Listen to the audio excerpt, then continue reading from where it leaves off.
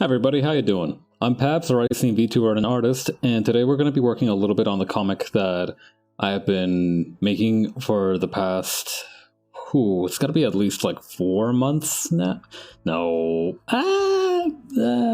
4-ish. I'm going to say 4-ish months. Not too long, but you know, not a short amount of time either. Considerable length, not... kind of like nothing you can scoff at length kind of time. But I wanted to try coloring in the comic, so that's going to be what we're going to be working on mainly today. I may or may not be stalling for time just so I can get everything in the background ready. I should have done this before stream, but honestly, it's fine. I don't think anybody really minds. You know, it's good to have preambles with this.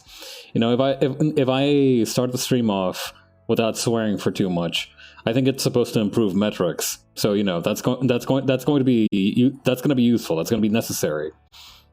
Not to mention, you know, I think you guys still haven't gotten enough of the new model just yet. You can bask in the presence of it for a little while longer. I think it's definitely worth it.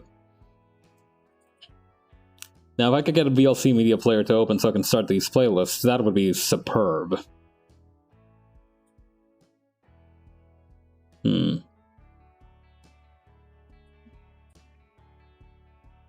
This is weird. Why isn't it opening? Wait, hang on. I've got an idea. Okay, that's weird. Oh, wait, hang on. We might have got it. I feel like the thing is, right? Windows Media Player, I'm sure is fine, but it does feel like it's actively hostile towards VLC or anything that isn't itself. Right? Like, I feel like Windows Media Player wants to fight VLC Media Player in a parking lot. Mano a mano. Yeah, okay, this thing isn't gonna work open today. So let's just go to the working screen so we can get started. There we go. Man, yeah, the new... My arms are too wide now. Like, I've got my little power stance going, but I think my arms are almost too wide now, and like they're gonna cross over with the caption box. Alright, maybe like this? Yeah, I think that's probably fine. You know, got my left arm swinging. It's definitely a bold statement. Do I have Clip Studio Paint open even? I don't think I do. Oh, no, wait, there it goes. Now, boy, she pops. Okay. Weirdly enough, and perhaps hilariously, considering that I'm supposed to be an art VTuber, I forgot to... You know what? I'm going to give myself a random pair of arms. What's a good one? Let's do mop. I'm going to give myself a mop.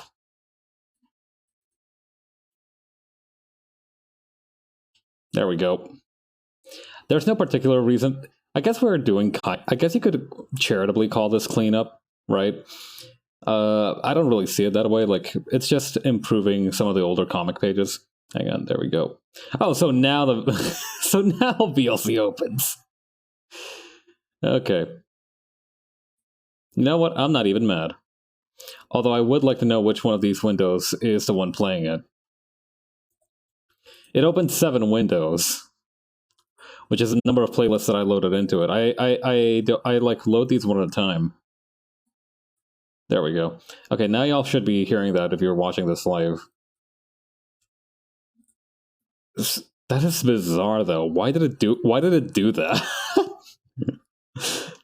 What is wrong with my computer today? Being a little bit of a rascal.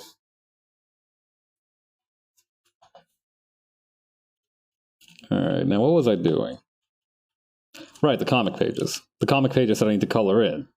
The comic pages that I've been spending the last hour or so trying to fill in to make sure that they can be colored. Those comic pages.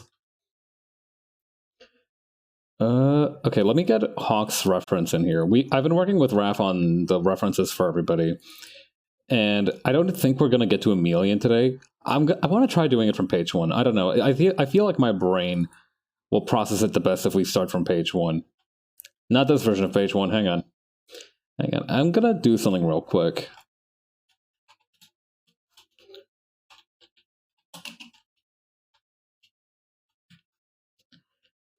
I'm just gonna grab all the pages and then stuff them in a folder real quick.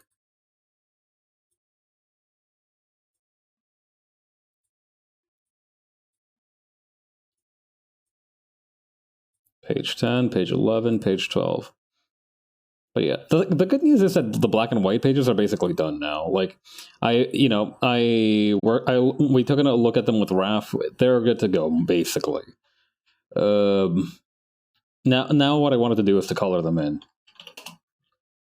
And there's a couple of things that I'll need to be mindful of. You know, just kind of like when we began. Hang on, I'm gonna try to like make it put the mop in this direction. Does that block anything? It blocks the color, which isn't great. All right, back this way. But then it's blocking me. No way to win with this one. There we go. That feels mostly dignified. I'm willing to I'm willing to take that one. Okay. Yeah, that's 1,000,000. And we've got this from the color pages version, right? Yeah, we got this. Okay. So here's what let's do. I'm going to go into, as a test panel, I think panel 2 is going to be our prime idea, because that way what we can do, there's like a bunch of different stuff going on in here. First, I think what we need to do is to trim the fat a little bit, remove the fill, leave Hawk. Yeah, the good news is that coloring stuff in like this is a lot easier than what is going on over here. What is that? Oh, I see. Okay. Okay, yeah, no, this should be a touch easier. Hopefully. Maybe. But yeah, I'm more used to coloring it in this way, at any rate, so I think it should be, for me, a little bit more familiar ground. I think there's a way, don't quote me on this, but I do think there is a way to make it so that I have a thing open. Yeah, there we go. You can see that on the top right now. I have the color reference open, so I can just go ahead and grab that whenever. It's very tiny, though. It's very small.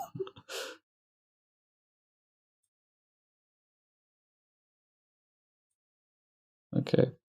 But the good news is we won't need to look at much. Okay. Let's see how this turns out, honestly. First of all, let's make sure that we have the gray background going, because I feel like that's not doing that is going to be just asking for trouble further down the line. Yeah, there's 2 reasons why you want to have a gray background when you work on this sort of thing. One, it helps you. It's better for your eyes to work against a gray background, because it's not quite the full brightness of the white, but it's also not like super weak sauce, right? You can still see across it like if it wasn't black. So that's why I like working with the gray background.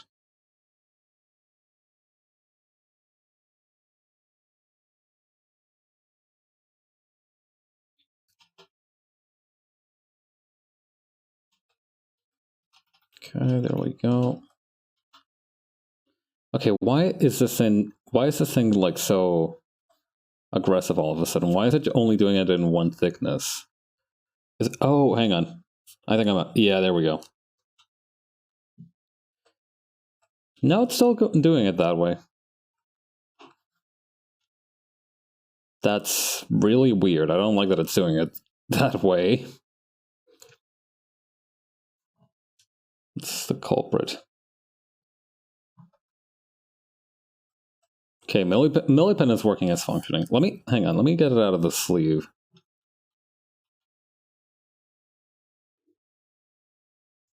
Okay, no. I'm gonna save this, and then I'm gonna open and close the Clip Studio Paint, and then I'm gonna I don't know what it is, but today has just been plagued by tech issues. Technology just is not having it with me today. You know, maybe maybe it's a sign that it like needs a vacation or something. Let's see. There we go. I thought it might have been that I have this little like grip thing on my tablet pen, which I made myself, so it's not.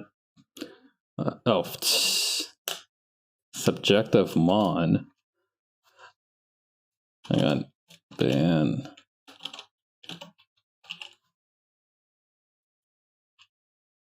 That's subjective mon. Get out of here.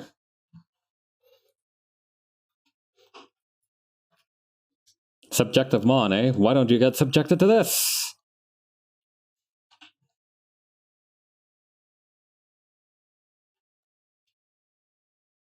There we go.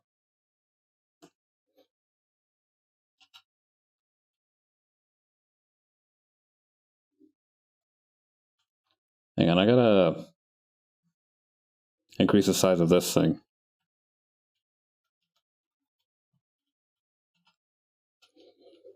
All right. Thankfully, like I said, having the reference be up there gives us a pretty good like line of sight. And since I always draw with the assumption that I'm going to be filling it in anyway, this is going to be a lot easier for me as well. Not even easier, it's just going to be like uncomplicated. As much as anything can be, at least.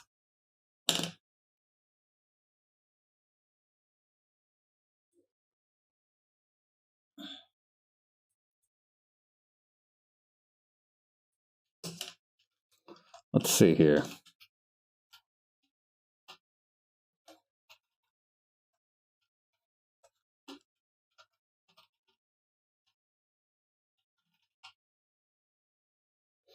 Yeah, there we go. Now we got the pressure support.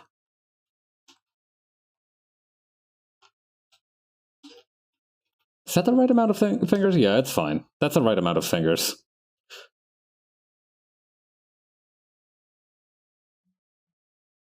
Okay. I'm gonna change the color of the leather on the gun just a little bit, maybe to be this like boot color. Because that way I think it's going to it will still like reasonably read as leather, but it's not going to have the effect of being the same color as hold that thought as the glove.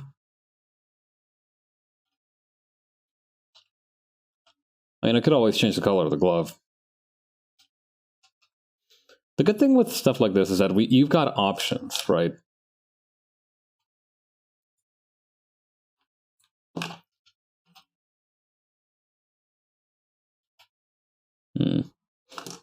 I've got a better idea for how to do this, actually. Hang on.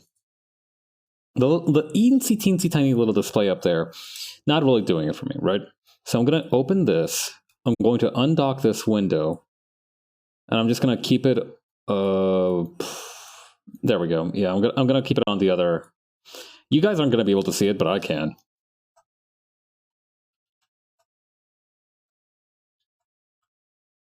Yeah, I'm just going to be intermittently flipping between these two. Yeah, I think that's a good compromise.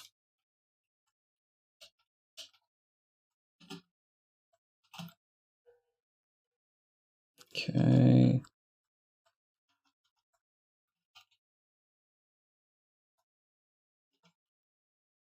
Wait, hang on. What's my area scaling? Okay, 0. That's fine.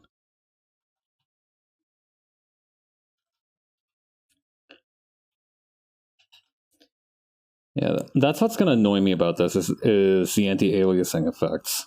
I think that's the only kind of complaint that I'm going to have about this process. Other than that, it's just pretty standard coloring.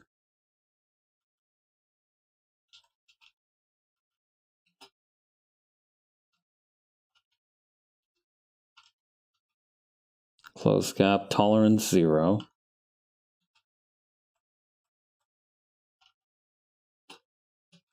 Oh, there's that missing finger that I was looking for. I was like, wait, 1, 2, 3. No, that seems right, but it's because the one on the trigger was the one missing.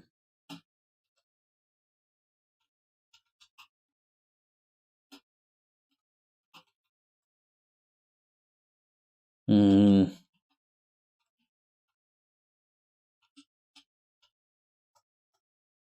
Now we're gonna need to make it a different shade of brown, I think, because the dark blue for like the beam attachment feels very good. But you know, that doesn't read very well against the grip.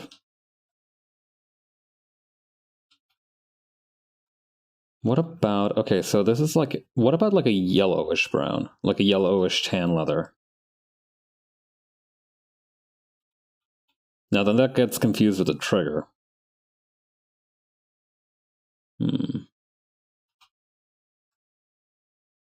Okay, kind of like a brownish, like a kind of like ochreish brown. Select color gamut. All right, let's try to rough this up a little bit. Ooh, kind of like a purplish leather, actually. That works. Okay. Leather pocket. Same base chrome on the helmet.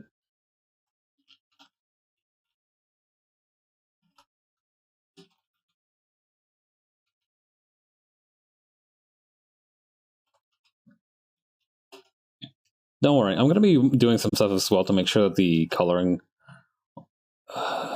on this kind of matches the atmosphere, because, you know, I don't know if the cross-hatching is going to work the same way I want it to. Or at the very least, I have more options when I have color, right? So I want to try seeing what options I have besides the kind of like normal cross-hatching that I've been doing here. I am debating whether or not I should just retain some of the black and white. I would have to do some changes though.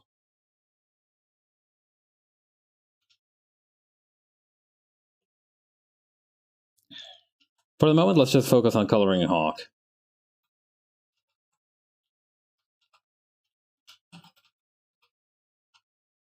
Okay.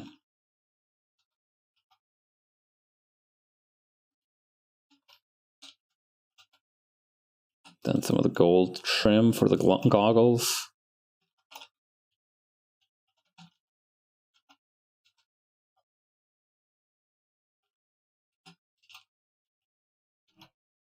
Okay, very good. I think that's most of what we needed.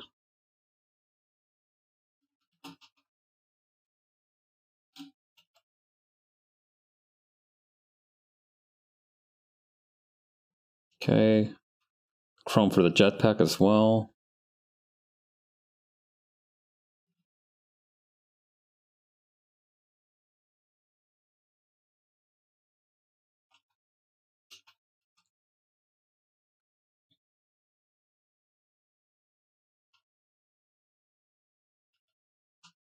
Okay.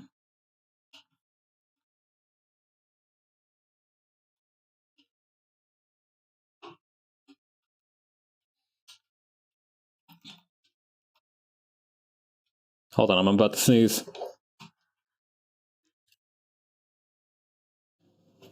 Okay, I'm good. I've been getting much quicker on the draw and muting myself, like right before an emergency happens. It's a skill that is valuable to cultivate, I think. You never know when something weird's about to happen.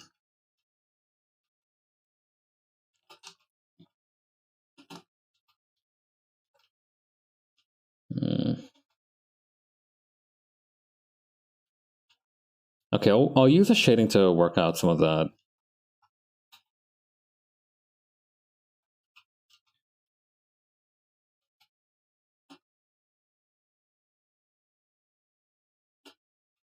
Okay, there we go.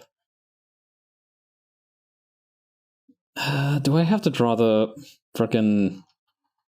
I should probably draw the thigh strap, the thigh holster. This thigh holster has been haunting my waking dreams. I don't think that's a term. Waking nightmare, I think, is a common term, but not waking dreams. I think waking dreams is supposed to be like pleasant. Waking nightmare is supposed to be bad, right? I think that waking dream is a phrase. It's a turn of phrase that is used very frequently.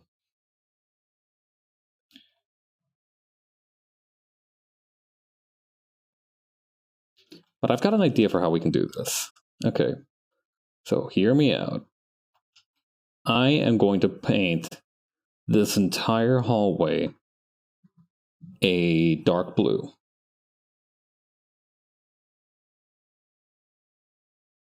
So I'm going to grab this, grab this. Why is that an ellipse? I know I obviously used it since it's been selected, but, you know, who uses the ellipse lasso tool? That's the. Quite frankly, I don't know why you would use that. Okay, darken. Here we go. That's what we wanted. Okay. So, since the black on this is like pitch black, I think. Wait, what's this? What is that? No, come on. Okay, never mind. This trick isn't gonna work. We're doing this the hard way then. Okay, so let's come up with a color palette for the mansion, or at least have a random generator do that for us.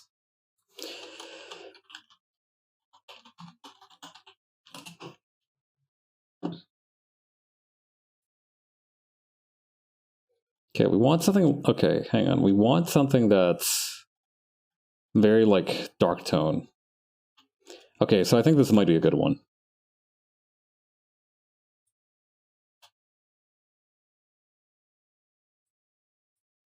This will work at least for the early pages, I think.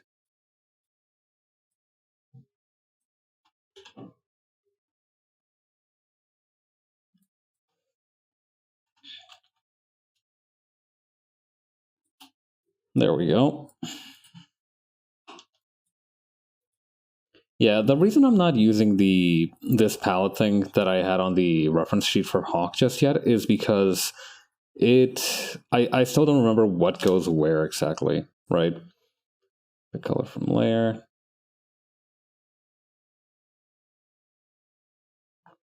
Okay. Let me try this.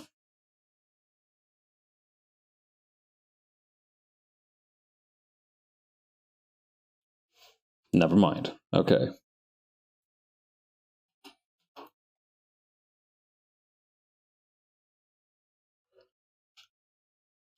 Okay, what about...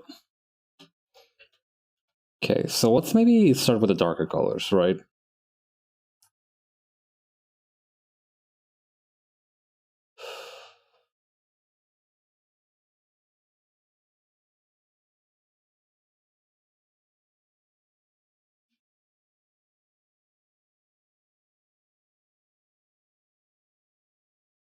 Okay, which one of these is the actual... Okay, this one's the layer with the actual painting stuff in it. Cool, okay. Yeah, since... Wait, no, that is just pitch black. What the hell? Okay, okay, wait, no. Yeah, no, that is just pitch black then, isn't it? Or maybe... Okay, hang on. Maybe... Is it because I'm on color profile preview? GP, CMYK, US sheet fed coded version 2. Let's try that. No, that's not quite right. Okay, let's just do this one then. I saw some tutorials, right, on like how you need to use your background colors. Why is this one not anti-aliased? There we go.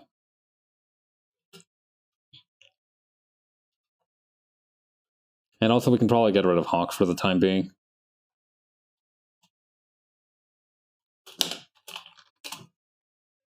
There we go. Oh, look, she left the gun print on the wall. Rookie mistake. That's how the cops find you for sure.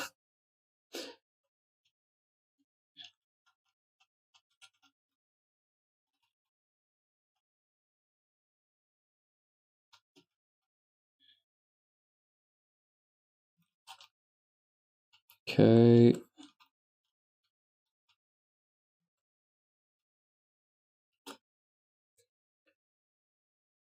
Is this seriously just like pitch black? Like absolute pitch black? No, okay, that's kind of like key black almost. But it's indistinguishable. Why bother? You know what? Whatever. That's none of my business.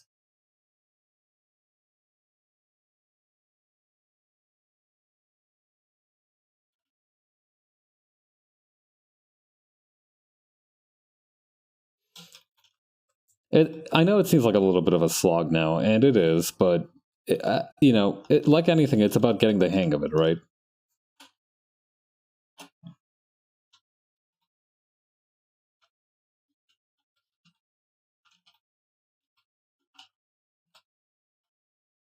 I'm sure in a week's time or two, I'll be busting these out like nobody's business. But for the time being, we have to sweat a little bit. The only thing to keep doing, I find that the best way to kind of keep stuff going in situations like this, I kind of want to switch these around. Hang on.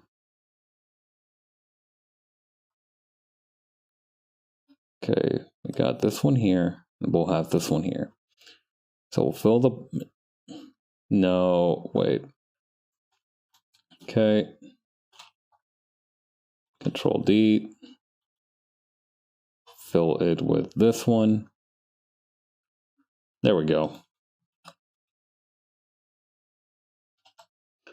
Okay, let's take another look at that palette that we printed out earlier.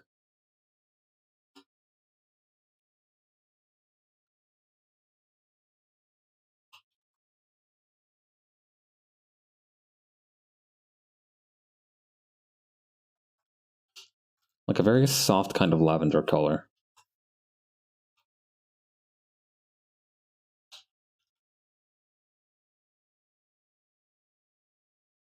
Select color gamut.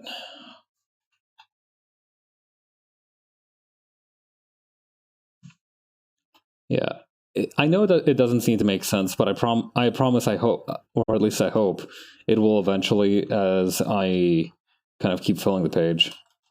I mentioned earlier that I read this tutorial, right, that said that to draw attention to items like in the foreground, you need to make the foreground items warmer tones and make the background items like colder tones.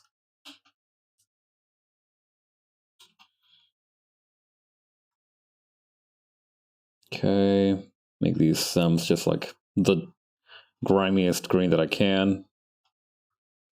Not to mention the good old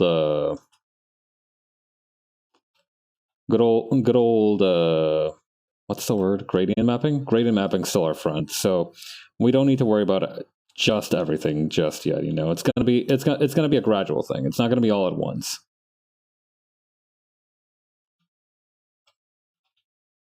Okay, there we go.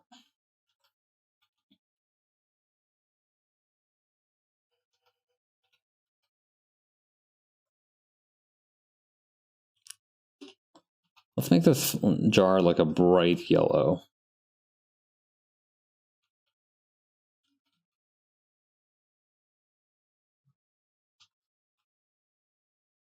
There we go.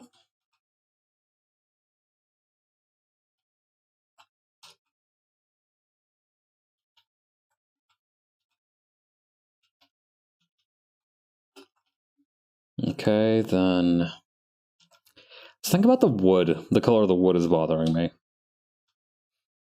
Should I leave it till later? I'll leave it till later for now. Yeah, this page is going to mainly be a test run. And now I'm worried though that like if I make it too dark, right, it's going to be like in movies these days where you can't see what the hell's going on while the actors are actually doing whatever the hell they're supposed to be doing on screen. I'm worried it's going to turn out like that.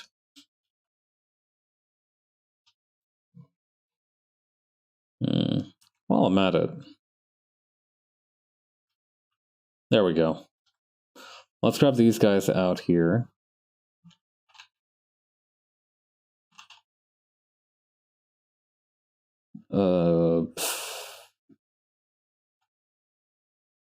Wait, I've got an idea.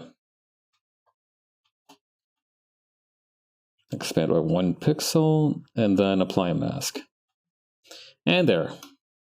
Now all we need to do is add something beneath here.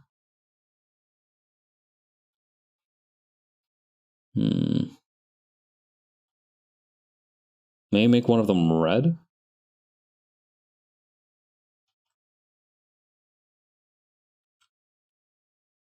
No, how about, okay, red and green is obviously out of the question. Red and blue is overdone. We could just turn them into Dante and Virgil, honestly, but I mean, I think there's a way we could make that work, honestly. Hang on. Darken.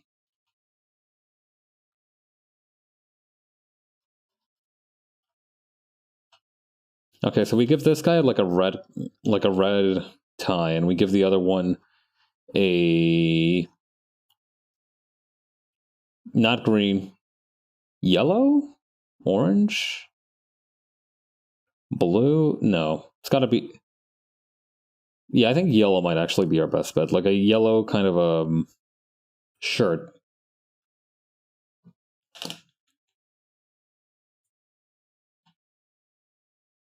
Sure, okay, why not? And then what we're going to do is we're just going to copy and paste this. We're going to apply a tonal correction. Okay, so tonal correction. Okay, tone curve might be our first stop. Since that one can like, yeah, there we go.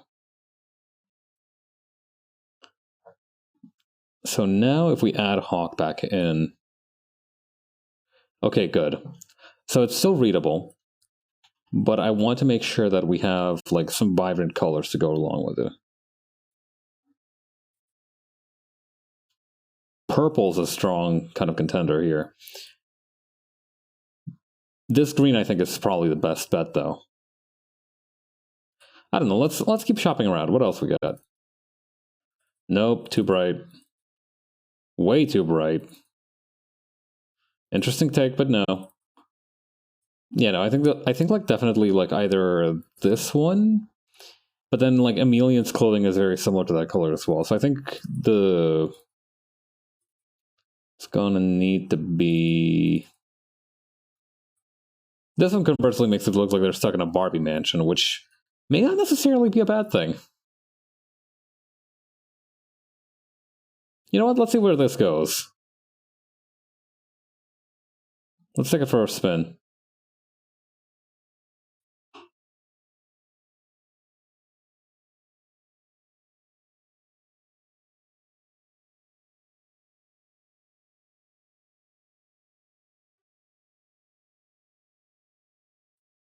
I think it's actually a good idea to have it be like this, because maybe in slightly like less pinkish hues.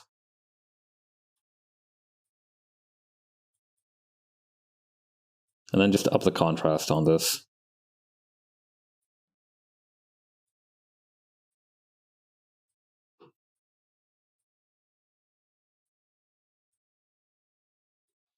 Okay, and the rest of this we can take care of with good old-fashioned, I guess, brute force. If you're here for elegance, then I'm afraid that you're going to need to wait a little while longer. What would also probably help is to have open what the page looks like in black and white, so that I can have like a reference of how it's supposed to quote unquote feel. So I'm gonna go grab that real quick.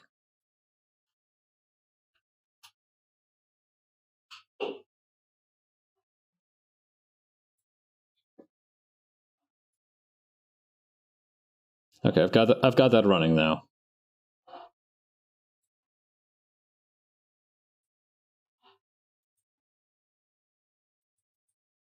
Hop out of this one. Let me take a sip of water.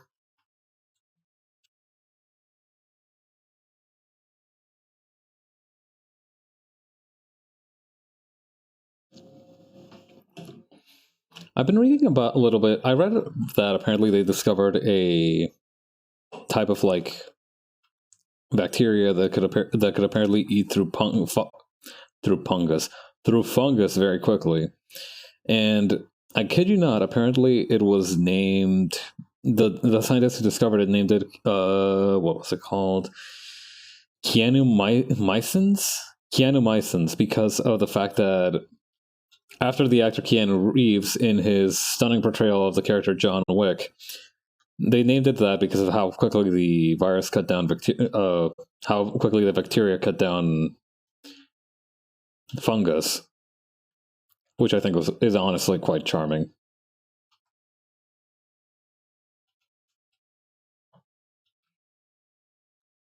Okay.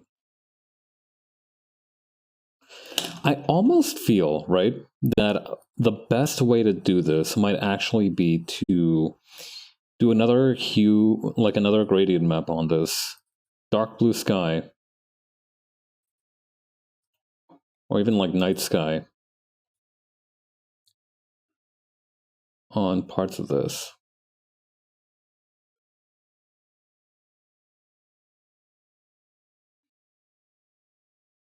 Okay, this is kind of an interesting feel to it.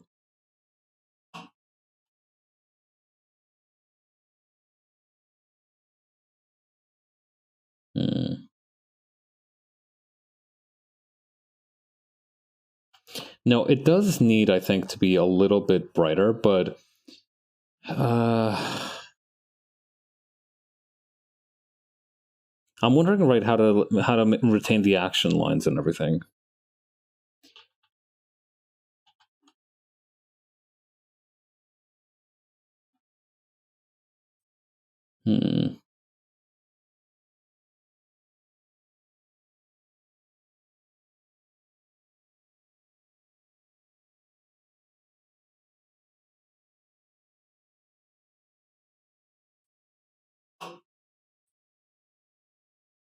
Okay.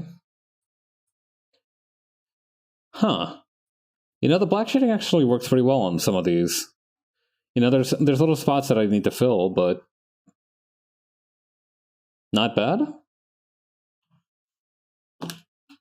Let's see.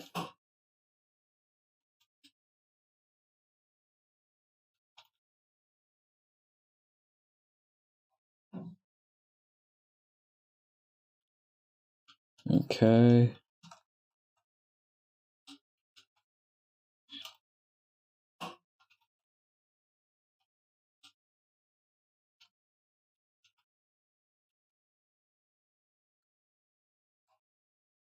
And then I think what might be a good idea would be, rather than to have this like weird, I don't even know what to call that, like bubble. It'd be a good idea to kind of like phase that out with some cross hatching.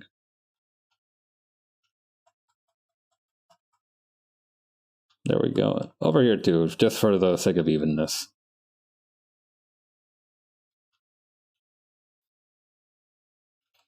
Okay, then I think the reason it's behaving like this. Oh, hell yeah. Hey, Cypress, how's it going? How's it hanging? Thank you for your hard work. I'm Pabs, a rising VTuber and an artist, and we're doing some coloring on these pages. I'm starting to learn that apparently I can leverage some of the work I did on like the shading, which is going to make my life a lot easier. How's your stream? You were playing the Pokemon Nuzlocke, right? How did that go?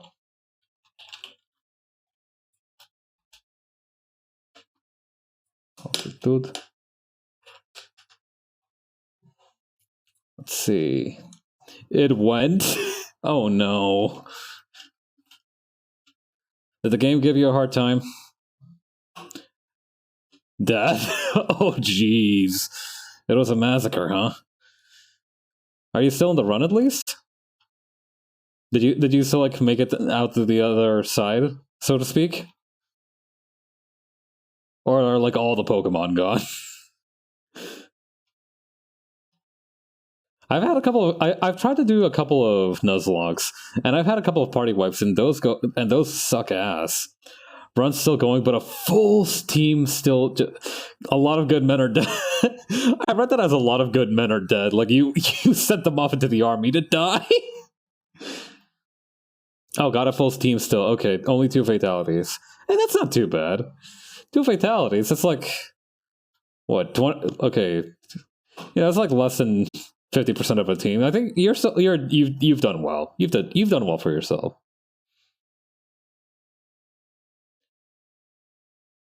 Yeah, but it hasn't super rough so far. Oh yeah? Yeah. I've never played Sun and Moon. I've never played anything beyond like Generation 5, so I don't know. There were some wipes. Ooh. Yeah. I've never played beyond Generation 5, so I don't know like what Sun and Moon is like, or like how brutal it is. I remember Guzma. I remember that guy. I remember Guzma.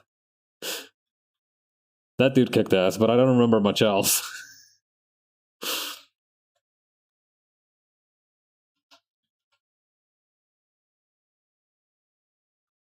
Let's see.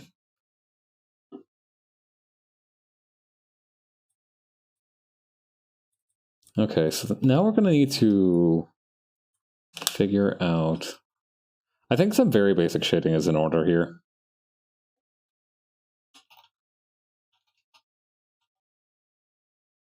There's an electric beetle who rocks.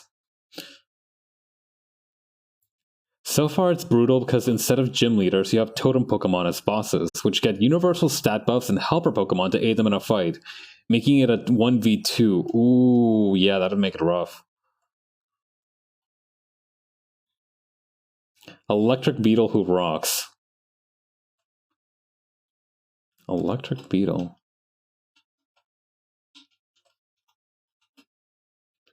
Somehow, all I can come up with when you say like an electric beetle who rocks is that guy from Love His Design.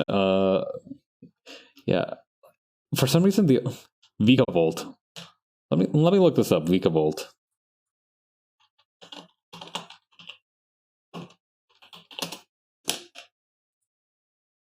Okay, that does actually kind of whip ass. I like this guy.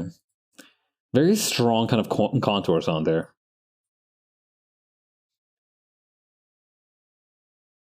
Reminds me a little bit of like those funky scissors that you have to cut paper into like wavy lines. His first form is adorable. First form. Vikavolt. There's a second form? A railgun, but a bug? Sheesh. Yeah, it learned from the mosquito sappers that kept killing its brother, and now it's out for blood.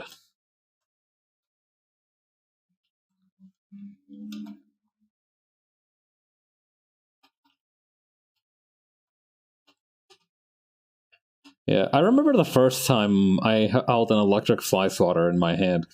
There are these electric fly swatters that my family bought when we moved houses, and held one in my hand for the first time, and I felt like I was like Prometheus touching fire. So imagine what the bug who is at the business end of that thing would feel like if it had access to that technology. It would feel like a tiny god.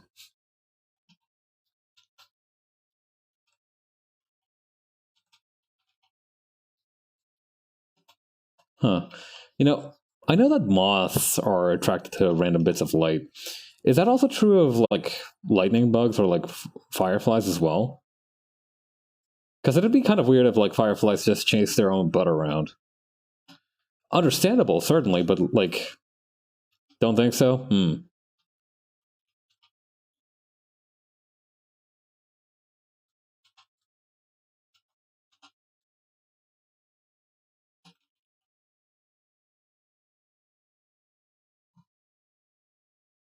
Yeah, no, that'll make sense. Otherwise, they'd just be chasing each other around endlessly in what I would generously describe as a sort of short-lived bug utopia.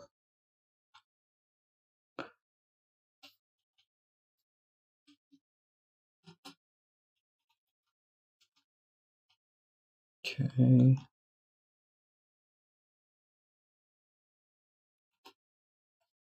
I grew up in the foothills of the Adirondack Mountains. Lots of boggy forests and rivers, and we have a lot of them. Ah, so you're the resident expert on this. Good to have you on the team. Yeah, I don't think I've seen lightning bugs before, so I will defer to your expertise on this matter. Although it would be kind of funny. That sounds magical, though. I bet like the times when you saw them light up would have been like amazing. They didn't really come around to lights. We also didn't have zappers. Uh, oh boy, man, we were in the sticks.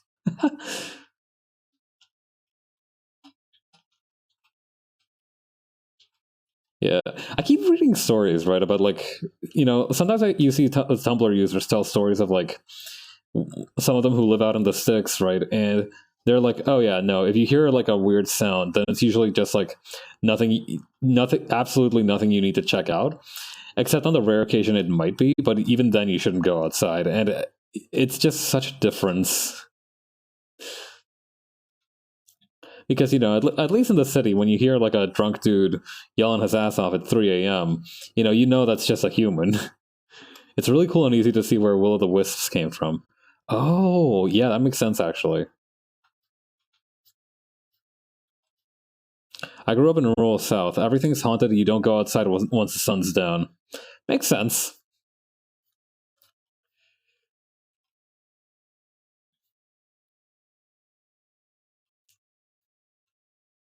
Yeah, there we go. Let's see. Okay, so I'm going to have the helmet have. I did a little bit of cleaning up of my like art reference folder, right? A little bit earlier, and I remember there's this thing called like ambient occlusion, which I think is a fancy way of saying like just shading stuff. But the thing is, right? I also saw it in talking about, the context of currently live out in the sand dunes of Cape Cod, the tip of a tiny spit of land, and some nights there's coyotes howling, and it is unsettling. Ooh, yeah.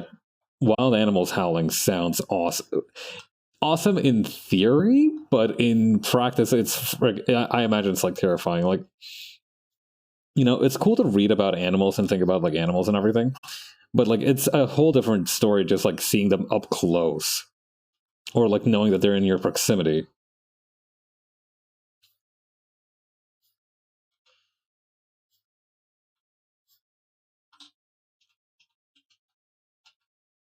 First time waking up to overlapping inhuman yells. Huh, that's a thing.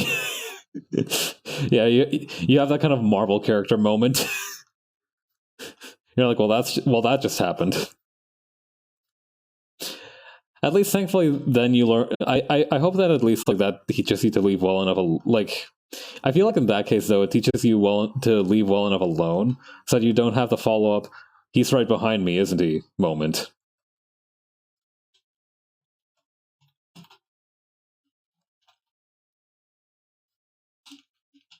Yeah, don't go into the dunes at night.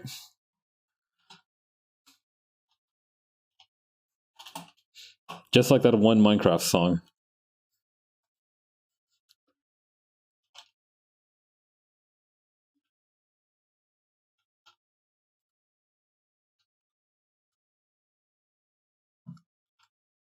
Okay, there we go.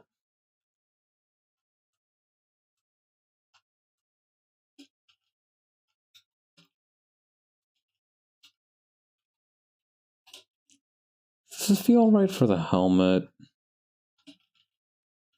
Yeah, I'm calling. I think that's fine. That said, there's a cryptid legend this town just south of us. Oh, that's kind of cool as well, though. Yeah, living near a cryptid is so cool. I think I don't know if this is Ecuador specific. I know that in Ecuador there's this legend of a dude named Cantuña who was basically an enslaved worker, and the Spaniards had him build a church, right? And he was like, well, shit, I can't, like, they basically made him build the entire church, and we're like, okay, your deadline is tomorrow. And he's like, but there's nothing here that's built yet. And they're like, yeah, good luck figuring that out, dingus. So he's in a bit of a bind. So I think it's like with an imp or something. I don't remember if it's with the devil himself, but Cantuña basically makes a contract with a demon and tells the demon, all right, listen, you build this church for me, and I will give you my eternal soul, life, etc. And the demon's like, all right, bet. So he starts building it really quickly, and Kadunya doesn't believe that the demon will finish in time, so he's like, all right, kicking. I'll just finish whatever the demon doesn't. But the demon starts working like really, really fast because it's a supernatural fucking entity. And Kadunya's like, oh shit, this thing's gonna take my soul. So he very quickly like sees the imp like put down a brick and immediately like goes behind the imp's back and just swipes the brick. But the imp just keeps going, right? So the imp just continues building, not knowing that one of the bricks has been taken. And by the end of the night, the imp is like, all right, sucker, pay up. And continues like, you missed the spot. And the demon's like, no. And continues like, haha. And then like, I think the demon vanishes in a puff of logic. I don't remember how that story ended, but I think like it was that Cantunya got away scot-free, more or less. The real moral of the story is that the Spaniards were assholes.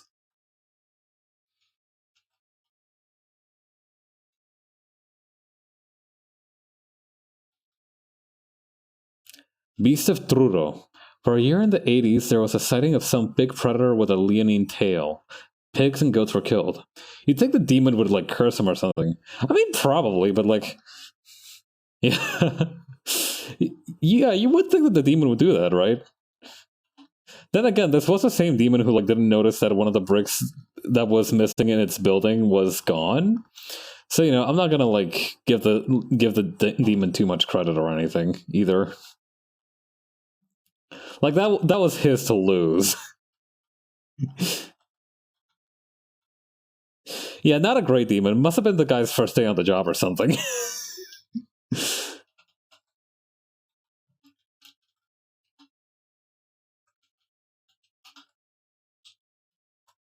Yeah, you gotta start somewhere.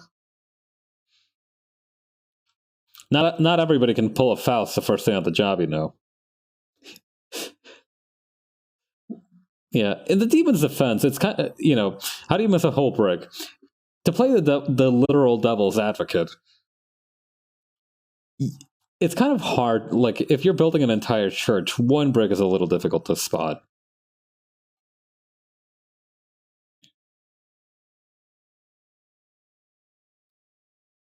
Yeah. I imagine there are buddies, like, when the demon got poofed back to hell, the buddies were, like, giving it mad shit, like, ha, you actually followed through on the rules of your bargain, you dingus. You know you gotta have, like, insurance for that. Unless it is, like, unless it's, like, a flagstone or something, or like, a foundational stone.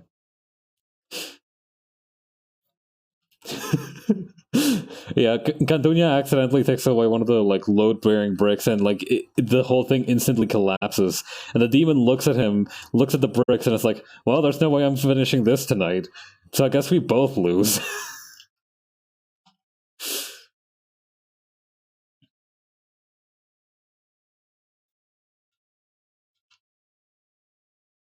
Yeah, like nice going, dipshit. Now the Spaniards are mad at both of us.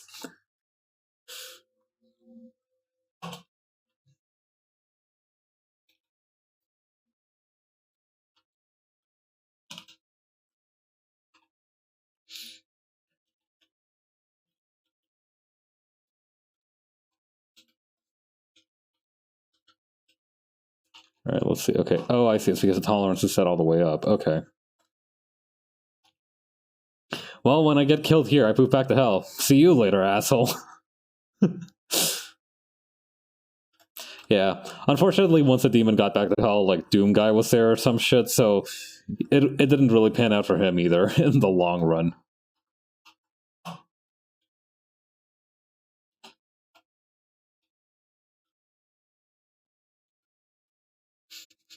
But he was like, ah, dang it. Lost my first client. Oh well, we'll get him next time. Hey, why is BFG Division playing? And that's how that Demon's Day went from bad to worse.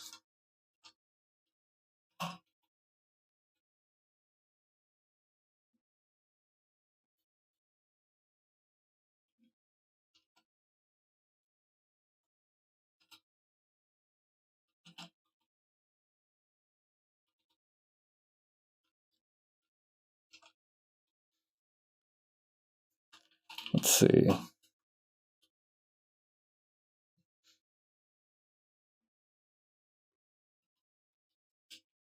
I have always found it funny that like in a lot of stories, hell is depicted as like an office space.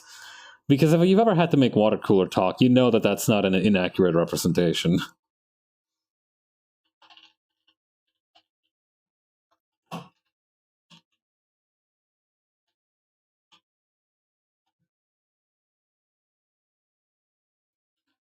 Let's see.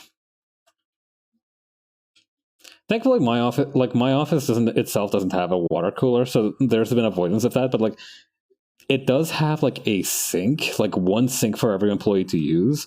So while you're like filling up your water bottle or something, right? You just need to like wait for the sink to finish. And if you're waiting, like if somebody's like also waiting to use a sink, you kind of have to make a little bit of small talk, and that's the equivalent of small talk that I have to make in my office job, which is like nothing. Honestly, my job is lovely, and I enjoy it quite a bit most of the time. Most of the time. Uh, but yeah, no, water cooler talk in hell must just be on a whole nother level of just inane.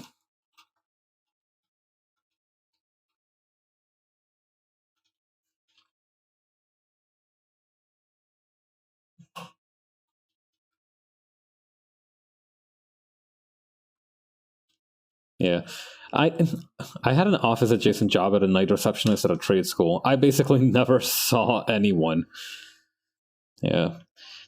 That's something that I remember seeing a lot, right? Was that there was like a not even a survey. There was like this, what do I call it? I remember when I was in high school, there was this like job survey we took, and I didn't really enjoy hanging out with people at the time. I'm still not a super social person, and I was like, okay, I want a job that doesn't let me that makes it so that I don't have to talk to a lot of people. And the first one that it gave me was a trucker. Like it suggested that I become a long haul trucker, which makes sense. You don't really talk to a lot of people unless you're negotiating there. But I feel like night receptionist or like night shift worker is one that was overlooked in that regard. The students seemed to like me, but it was weird.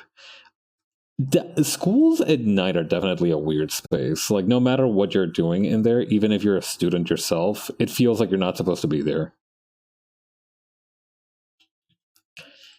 You know, so similar. Why are you holding a mop? That's a great question. You see, I figured out that with my arms aren't off, like it intersects with the caption screen a little bit there, and it looks like one of my arms is missing. So I need to like make a single arm toggle for myself. But for the moment, I'm gonna make do with this mop. My arm's coming off a little bit there. Hang on. There we go.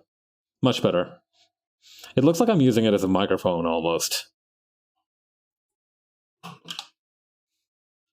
Oh, nice. 4 arms. Yeah. 4 arms are better than 3. You know what that they always say? I've always said that. Speak into the mop. Yeah, speak closer to the mop. We can't hear you.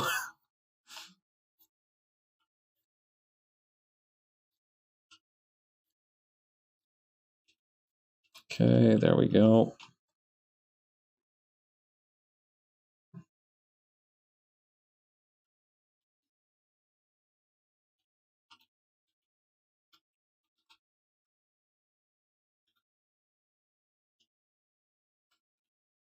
You would be able to draw so much. That's right. It was medical and dental assistants too. So one night in the early days, I went into a room and I was greeted with one of those lipless dental mannequins. Ooh. But yeah, no. Hmm, if I had 4 arms, it would certainly be easier to draw because I don't think I have the dexterity to handle 2 tablets at once. But I could just like draw full power. Forget drawing from the shoulder. I have 2 sets of wrists. So I could basically like work one set while letting the other rest. But I hear the drawing from the shoulder has its other benefits anyway. Yeah. It's one of those required secondary powers, right? You get 4 arms, but you need to also be able to use them all in harmony.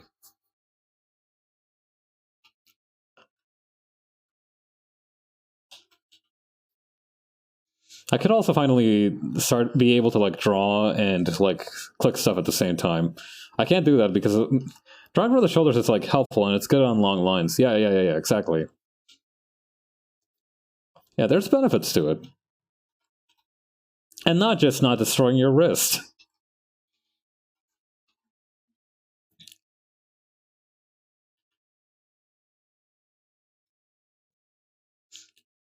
Not to mention, with 4 arms, I can flip twice as many people off in traffic. If you do it almost every day for since 2011.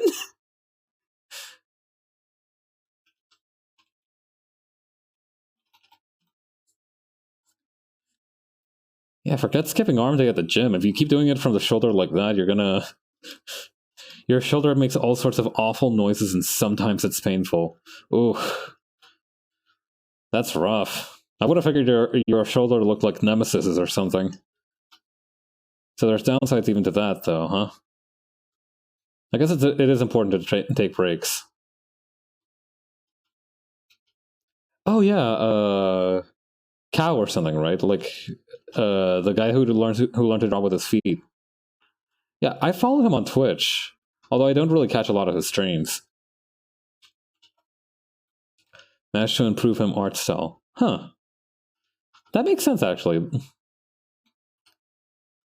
Yeah, it makes a twisted kind of sense that it would improve if you draw with your feet, because like you'd have to... I think, your quote-unquote art style, right? It is art school destroyed my ability to stop. Ugh. Yeah, no. No, I gotta take good care of my body, because if I can't draw anymore, I'm going to be... It's gonna be like... You know how, like, a tiger will destroy stuff in its enclosure when it's stressed? That's gonna be me towards everything. It'll get messy. There will be casualties.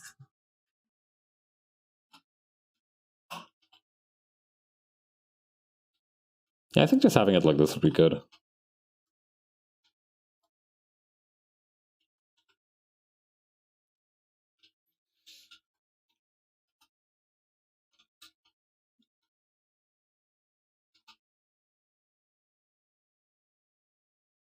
There we go. Now I need to figure out how I can re-add the vent slats in here. Hold on. I had a bad drinking problem from the pandemic till last year. Ooh.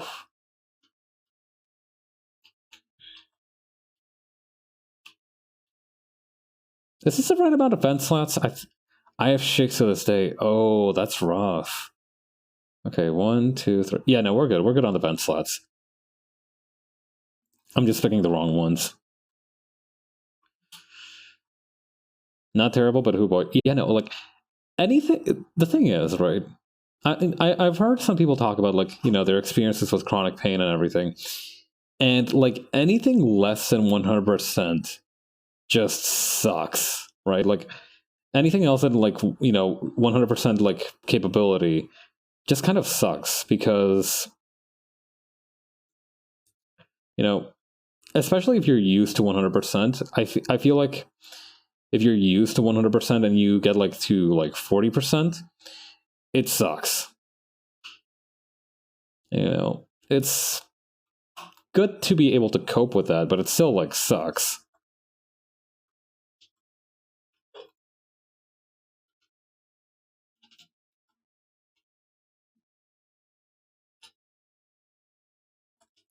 Let's see. But yeah, it's nuts that you can like, being somebody who's very able-bodied, who has had able-bodied privilege since day one, basically. It like, you keep thinking about these sorts of things, and it's just wild to me that you can wreck your body in such a way on accident, and sometimes, and even on accident sometimes, like just not even on accident, but just not on purpose. You sit weird a little too long. Your body just decides to break down one day, and like everything just needs to stop being a certain way. Like that, it's always been super nuts to me. And it's gonna happen eventually, right? Aging basically ensures that none of us will be able-bodied forever, unless that one weird ass startup that's trying to make people immortal or something, bears fruit. But even then, that's not a safe bet. It's not a sure bet.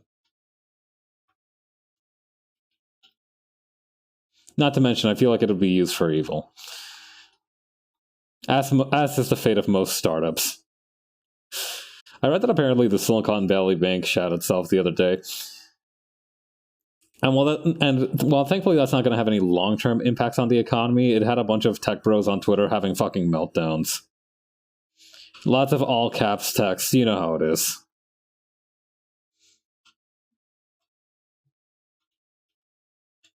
It was really funny.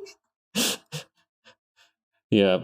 The cool thing about like not being somebody who invests at all is that like you can see these dudes like fucking panicking like the world's ending and you just like doing the Squidward meme where you like take off your sunglasses and then put them back on.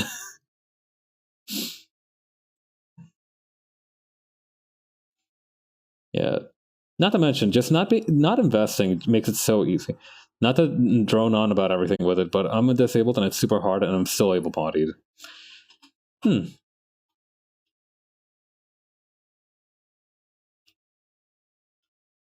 Yeah, I can see how that would work out actually.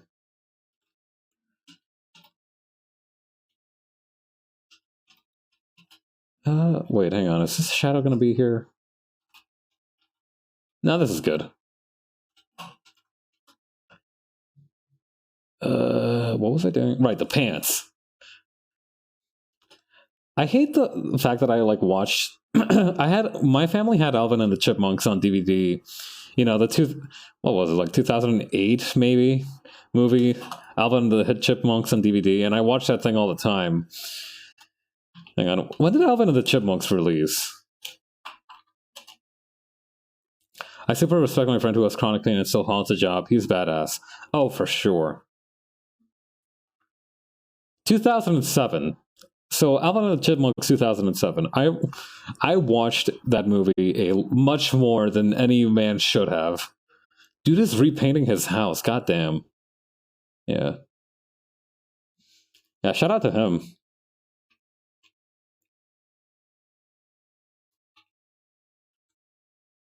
Apparently smoking hot pot helps a lot.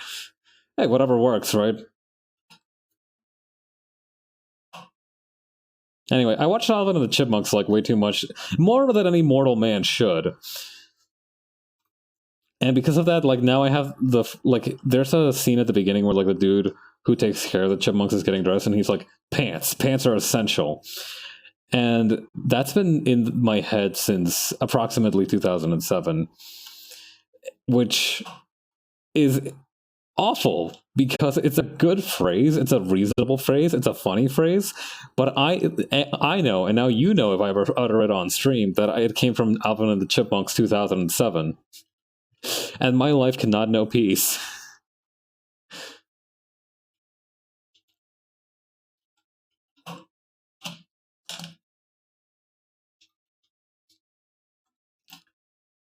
I'm okay with that. I'm glad at least one of us is able to make peace with it.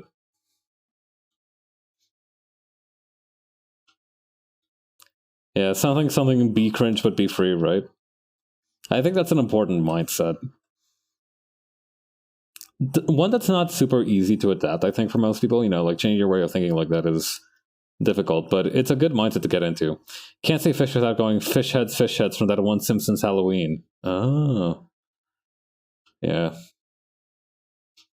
You have to wonder what makes like these deep core memories, because I'm sure somebody else watched Alvin and the Chipmunks 2007 without even a semblance of remembering pants are essential, as like some kind of sleeper agent activation phrase.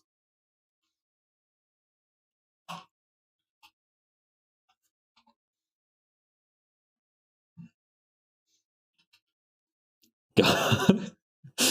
It would be the worst if like there was like a sleeper agent who had been like deep undercover for like 19 or so years, and he managed to, and then he accidentally got like set off early because he watched like Beverly Hills Chihuahua or something. A lot of my ADHD has made a lot of words slash faces into auto responses. Oh boy. I remember reading one tweet where there was like one dude who was like at a bank job or something, and they were like, one of their customers that morning said like it's a nice chunk of change, and for the rest of the day they were just like muttering to themselves, chunk of change, chunk of change, chunk of change. Like they were losing their minds to some kind of eldritch monstrosity. We've all been there. Some Pokemon made me repeat the lines of the Brian David Gilbert perfect poker rap. Yeah, that's true. Like certain lyrics from some music do it too. Like the most recent example I can think of, not recent as in like it happened the most recently, but the one that I remembered the most recently. To know too much of it, it's not good. The same could be said of all poker raps. But yeah, I think the most recent example of like me remembering something like that from a song very specifically is from the what were these dudes' names?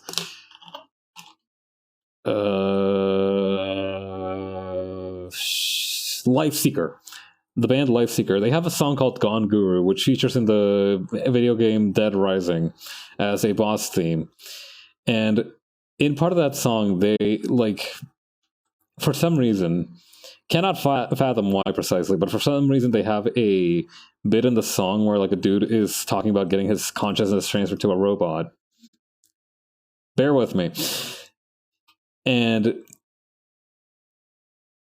he's like, and now my head can spin, because he's attached on a robot body, which doesn't have the same constraints, physiological, psychological, and otherwise, as a human body. And like somebody yells out, "Party robot!" And like I still remember "Party robot," like some dude just screaming at the top of his lungs, "Party robot!"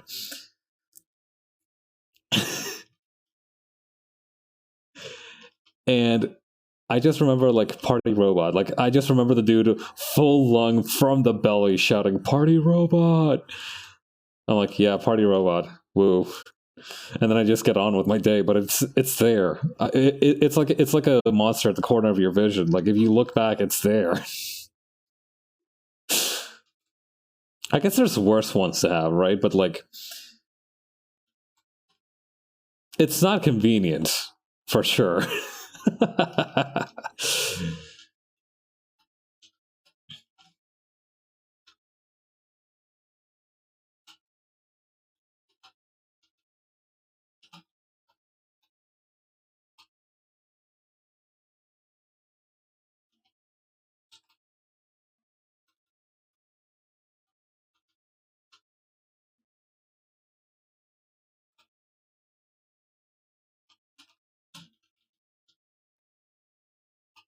Yeah, the cool thing is that leather is kind of glossy, so you can have this kind of a two light source effect.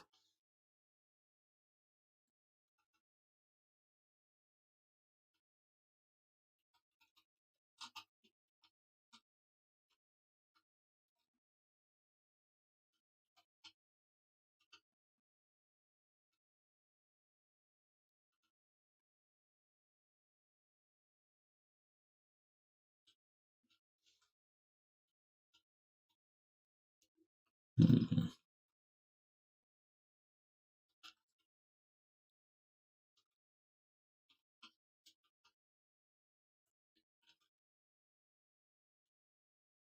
Wait, was that just from here? Oh yeah, want to practice my textures. Yeah, yeah, that's a good thing about like doing stuff that's like super sci-fi and futuristic is that I am for sure going to be a beast at drawing chrome surfaces after this is over. I have I want to say a little less than a month to get all these pages colored in, so I'm gonna need to kind of hustle a little bit.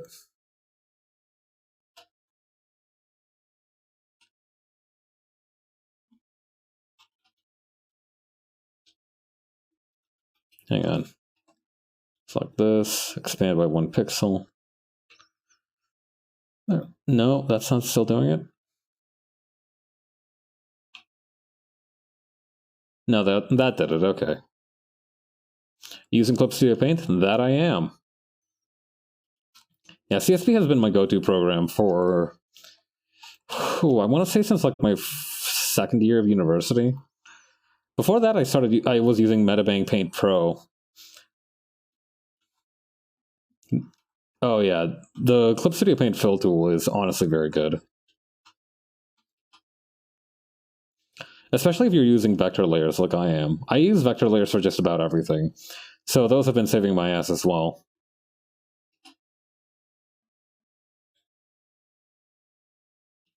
Oh, from the asset store. Huh.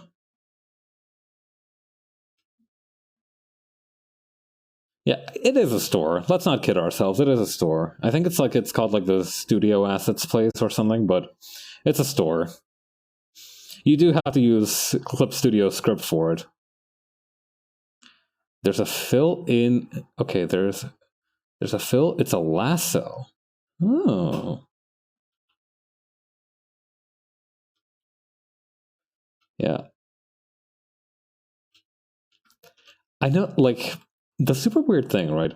Sometimes I watch like other art, like I've seen like some other VTubers, particularly like Niji Sanji and Hololive VTubers do art streams. Like, you know, I'm an Ina stan. This is known.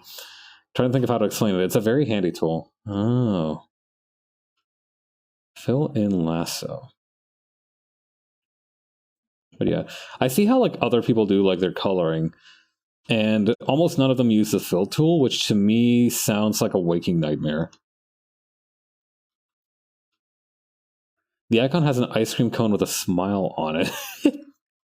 That's adorable.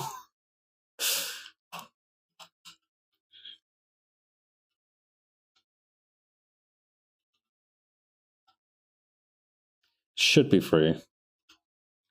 Like morally, or as in you recall it as free?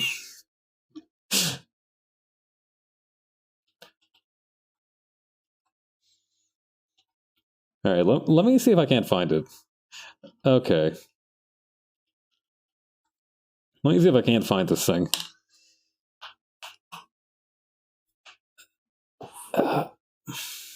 Elbow crunching. Alright, Clip Studio Acid. Lasso fill. Or probably I can just look up lasso and it'll be one of the top hits. Let's see. Lasso simple fill pixel, quick lasso fill.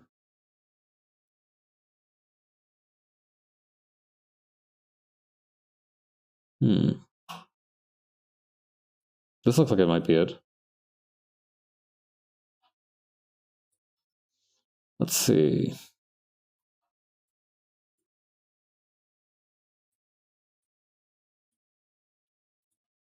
Oh, there it is.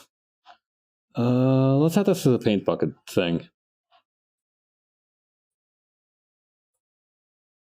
Okay, interesting. But I don't think this might be it. Hang on.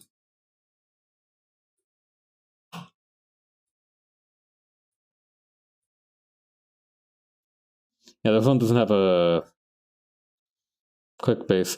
There's a pony alicorn base, which is kind of amazing.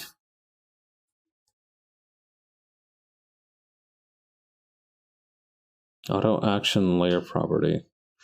Oh.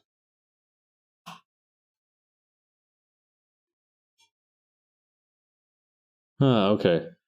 Alright, I'll have to look it up later, though. I was actually thinking of something. I think there might have been like a remove dust tool. Let me try and see if I can find somewhere I can apply it. If not, that's fine as well. Bouncing because of headache. Later, good art. Thank you, Cypress. Hope you recover quickly from your headache. Have a good rest of your evening. Bad at figuring out how to share the tools. That's fine. I was doing something. Something important. Oh well, I'll just start where I can see and then go from there.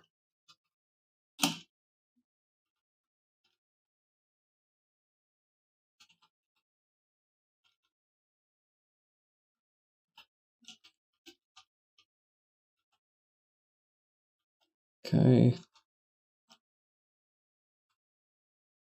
There we go. Right, actually I needed to fill in the rest of this laser gun. At least do some quick chrome effects on it.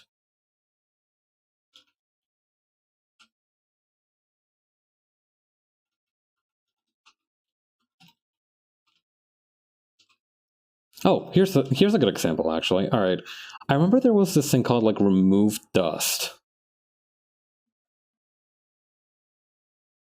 Select dust. Dust size smaller? Bigger. Move dust from transparency. Not quite. Maybe I need to make the dust bigger. No. Okay. Well, doing it by hand isn't so bad either.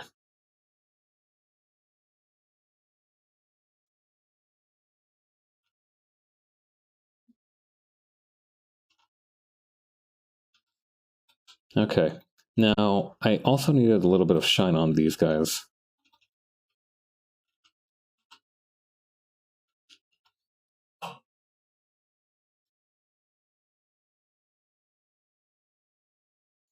Okay, there we go.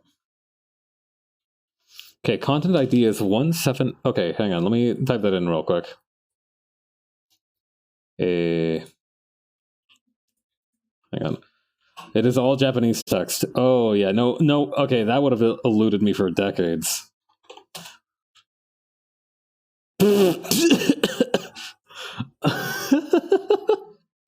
I'm sorry. It's just like the icon is like this funny ice cream man. You'll probably see him soon enough.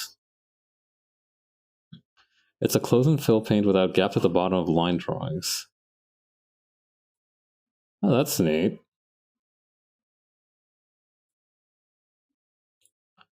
All right, let's see if he shows up around these parts soon. There he is.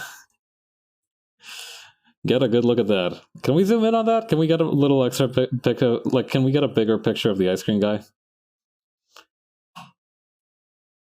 It's bigger than that. No, okay, that's good though.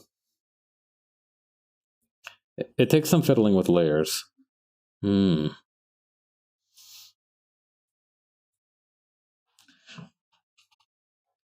sure a bright young man like myself can figure it out in a working day. I think we're basically done for this layer. I want to do maybe some additional shading on... How are we for time? Oh, we got another half hour to go or so. The good news is I can just copy and paste the background from here to here. What was I doing? Right, okay. A little bit of extra shading. Okay, okay, I got an idea. Okay, let's go over here.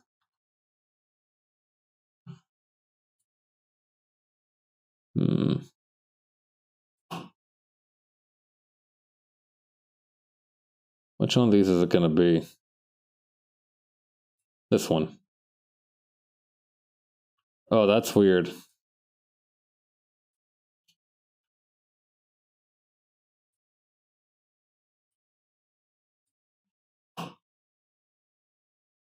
Okay.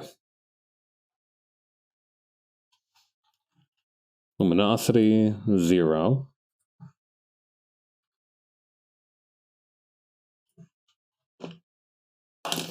Oh, wait, now I remember how this works. Okay, so we go select this part, the parts here.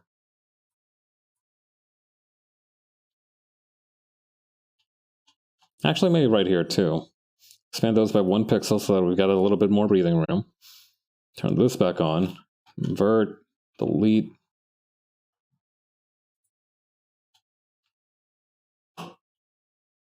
Oh, that looks super funky, actually. Unfortunately, hang on.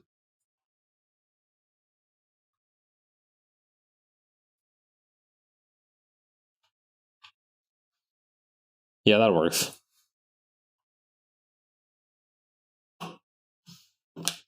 And then just clearing that up just a little bit, maybe on this side. I must also bounce because it's old lady bedtime. All right, enjoy your bed. Have a good rest of your evening.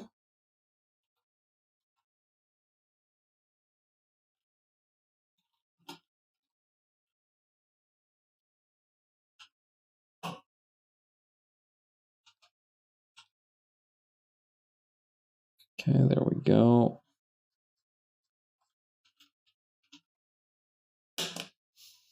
And then, just for good measure,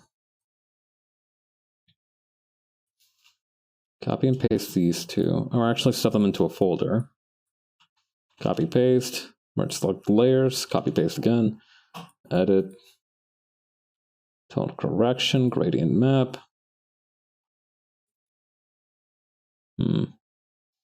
Maybe like a purplish kind of.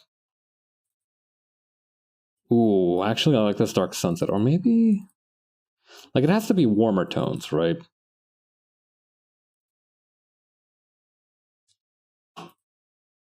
Okay, maybe like this.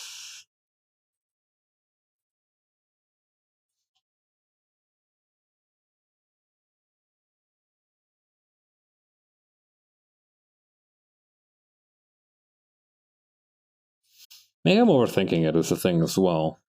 You know, it's not like every single thing, every single advice you need to pay attention to should be taken with its word as law. And actually, this gives me a little bit of an idea too. All right, here's how we do. Gradient erase from this side. Yeah, a little more.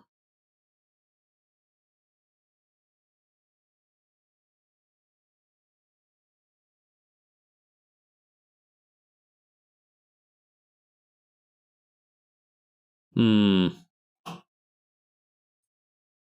No, that's not working. Maybe like a blue option is the right option. Hang on.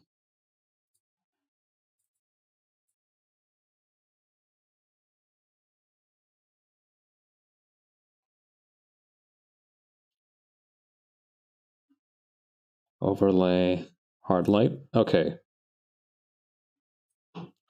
Hard light, and then maybe with the gradient erase.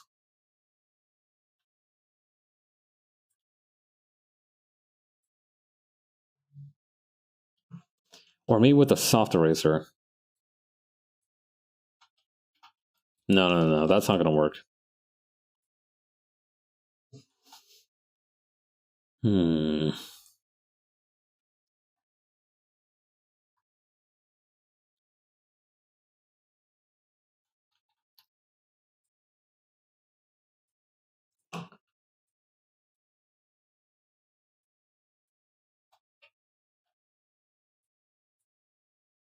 Maybe, okay, hang on. Maybe the sky gradient maps aren't the ones that I need. Maybe I need like a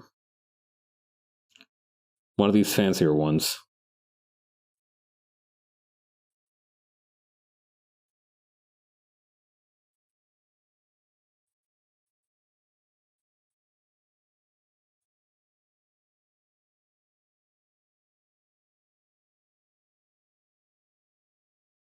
Hmm.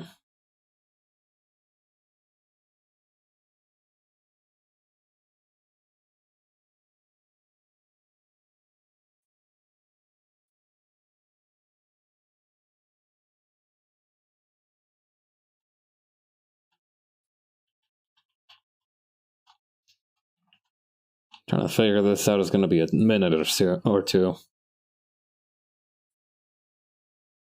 I think I do remember wanting to save this screen version for Hawk herself.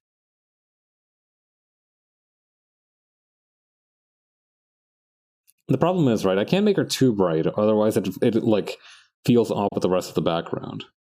At least in my opinion, right?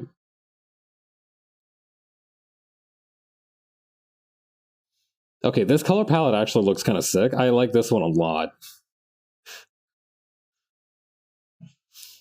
Let me actually like take a screenshot of that, because that actually goes really hard. Not what we're looking for, unfortunately, but it does look cool as hell.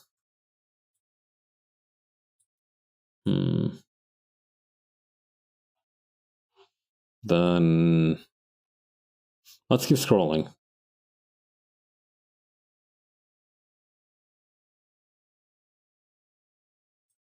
Okay, this kind of thing, but maybe with a different tone. So maybe instead of like that dark green, it's like a darker blue.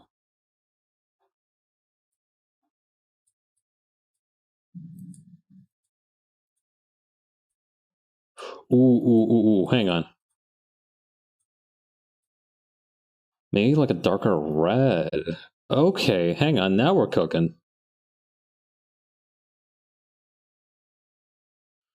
Okay, I've got an idea. A brand new idea, never before seen. And while we're at it, let's try to use the fancy schmancy new ice cream cone guy. Well, dang, would you look at that? It really does work. Okay.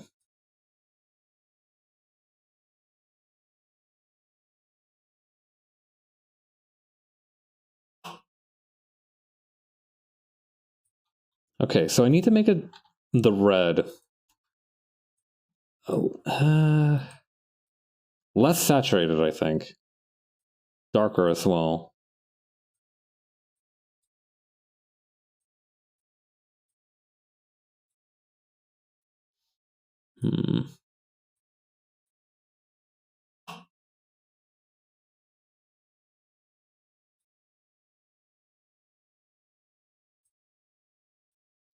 The problem is, right, there's nothing in this room that would emit a red light like that, so I would need to make it, like, more purplish.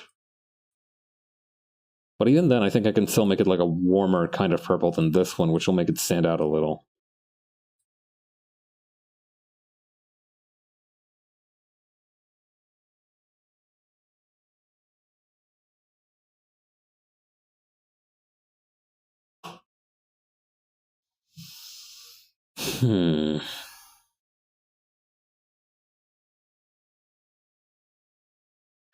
Okay, I have a secondary idea.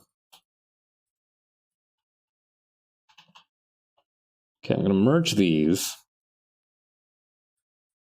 Tonal correction, brightness / contrast. Turn down the brightness, but up the contrast. I think it's the pants. The pants are throwing everything off. And blend these two together.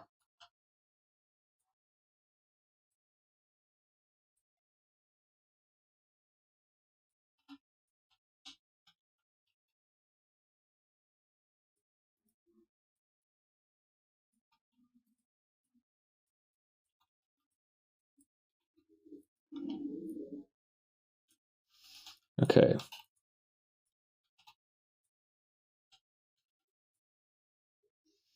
Then I'm going to select the original shading tone, bump it down a couple of notches.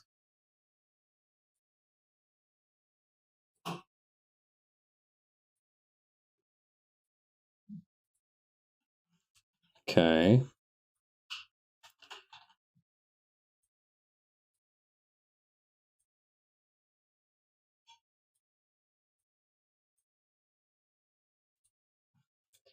The skin tone here seems a little bit saturated. I don't know if that's necessarily a bad thing though. Let me do something real quick. Color profile preview. Oh wow, that is a lot brighter in in the web colors. Okay. Yeah, so fun fact, we've been using a preview filter for this to make it to look at like what it would look like in print. This is pretty good. I like this actually.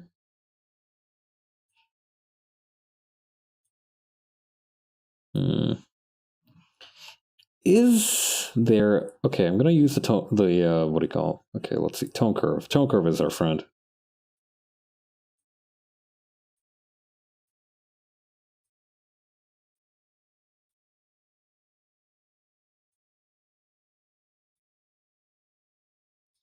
Okay, I think that's good. Although we might want to clear up the booster colors a little bit, and also for the gloves here. How about like that and like that. There we go. And now and just like that, we have our color palette for the rest of the page.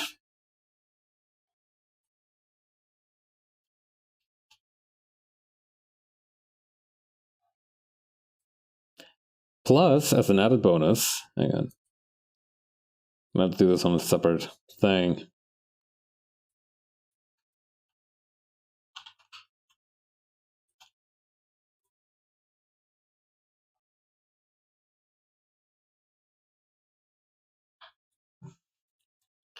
Plus, as an added bonus, now we can just go back and copy and paste everything that's going on in the background here.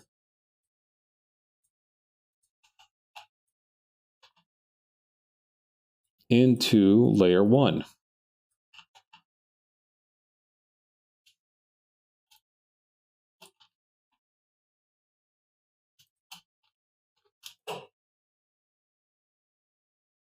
Okay, maybe not everything, but a lot of this we can't just bring over.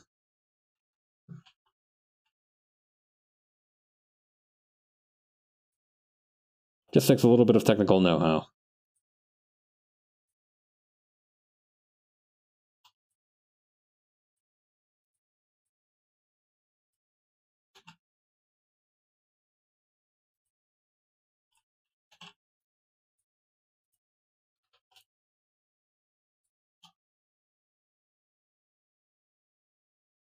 How the hell do I have this out of alignment?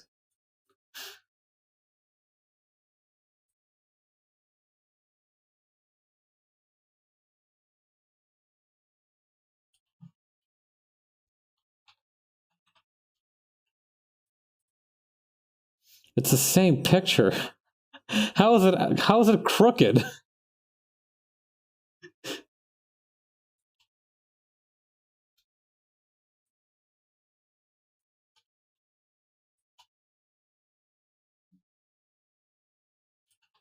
Is it bigger then? Smaller?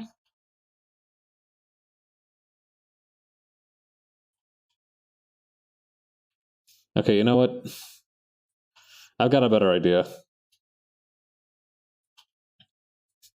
The mystery of the images. Yeah, exactly. See, shit like this is why Luddites smashed looms.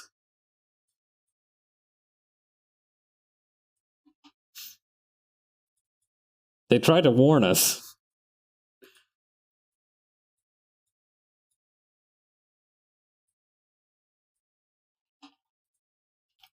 Okay, here's how we do.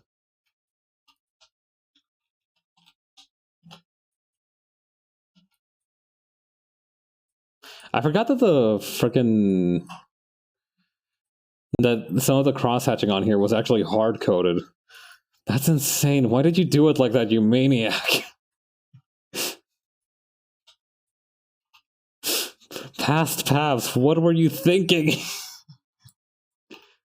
You're gonna, as I start to color more of these, you're gonna see that happen a lot, where the thing is, right, I prepared a lot of these pages with the same workflow that I did that I would make, essentially I did this in such a way that I basically anticipated we would eventually put it in color, right? Because I want to future-proof stuff. It's good practice to future-proof stuff. But there are the rare occasions where I had a deadline or something, right? And I just couldn't quite deliver. So I cut some corners and didn't quite future-proof it hard enough. And that's going to come and haunt me these next few weeks or so. Like I said, we are shooting for a deadline, soft deadline, not really like a hard deadline, but nevertheless a deadline of April 1st. So, suboptimal. What is happening? Oh, I see. So, yeah, suboptimal practices will sink the run.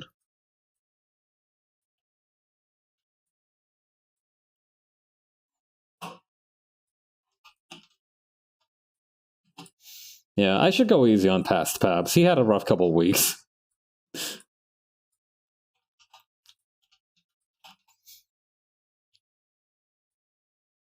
It really is just like that. They say done is better than perfect, but that's really only for when like you expect the done to be like done, not like not like done until we need to like get back to it done. I look at coding stuff in my job sometimes. Oh yeah. Oh god. Yeah, I know. Like I. I remember there was this one Tumblr post about like this university teacher, right, who gave their students an assignment to write the most like absolute barf code that they could, with the intention of basically taking the code in a USB and giving it to another student to work with. And I just meant like I've had that happen so many times. Oh, okay. But yeah, like, and the point of that exercise was to teach the students that coding is more than a lot of other fields, a collaborative exercise. You're working with people who you will never meet, and you will need to work with them in such a way to know that like if you cut corners a little bit, you are going to be screwing somebody over at some point in time. Yeah. So I think like one of the phrases they used was like, pretend like they know where you live. Oh.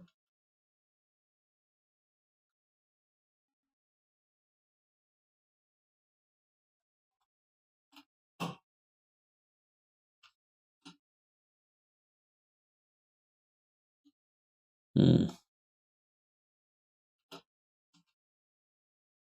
I got it. Oh god, what does paint unfilled area do that? Hang on, Ice Cream Man to the rescue.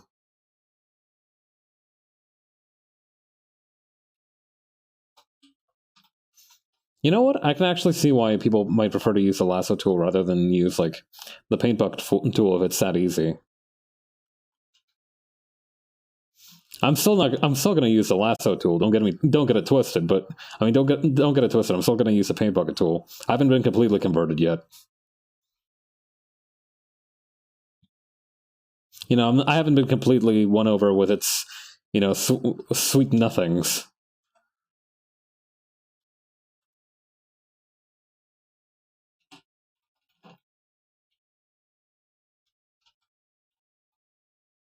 All right, let's see. And then over here, we're gonna paint these guys with this color.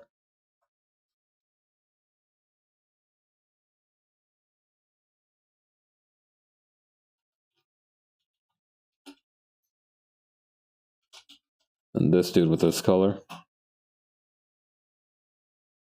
Sometimes I get the desire to just like randomly use a fancy brush for no other purpose that it's like slightly closer.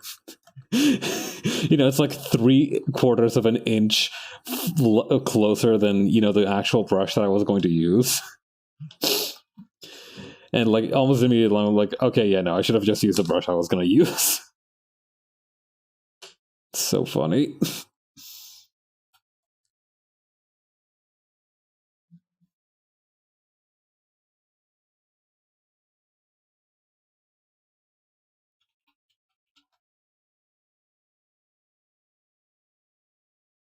I don't even know how big 3/4 of an inch actually is. I think like it's half an inch is supposed to be like the width of your thumb, maybe? Question mark? I'm a centimeters kind of guy. Metric system for life, baby.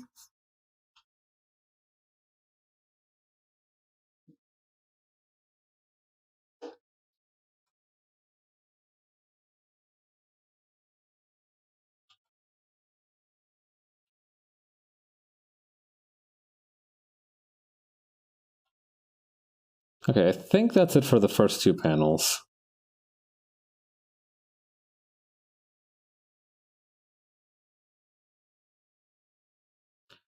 I may need to do some edits to how the action lines look, though.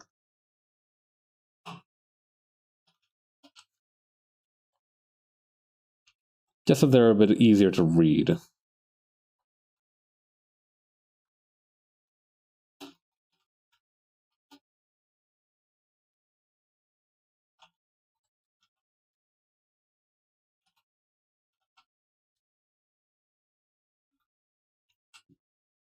Let's improve the stabilization a little bit on this one.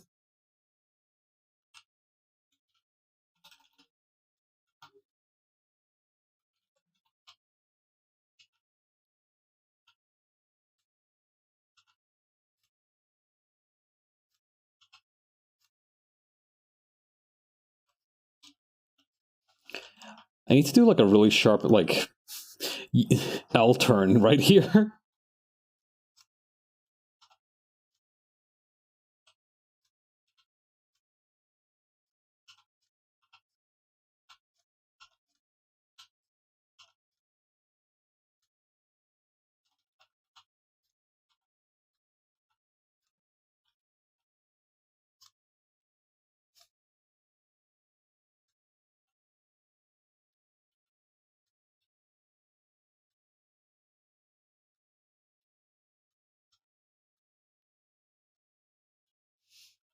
Okay, let's thicken these lines up a little bit.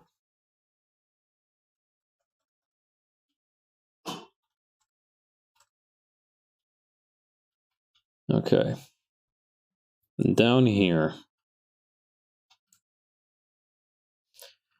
Hang on, what would this look like with... I gotta open up the black and white version of this.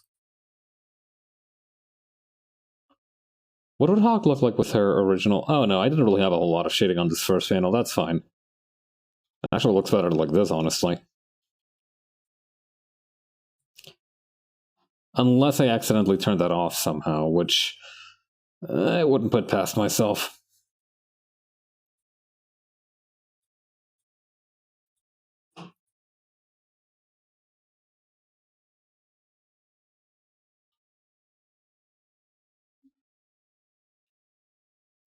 Yeah, no, this looks fine. Yeah, it's only in panel 2 that it really starts to get wet and wild. Or panel 3, I should say.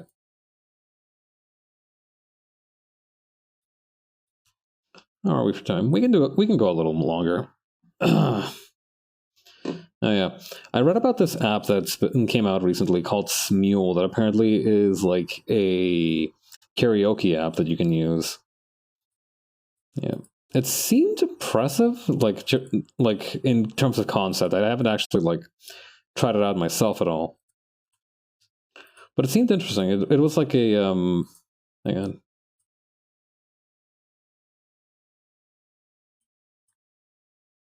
Yeah, we can retain that, I think. And put everything in here in a folder.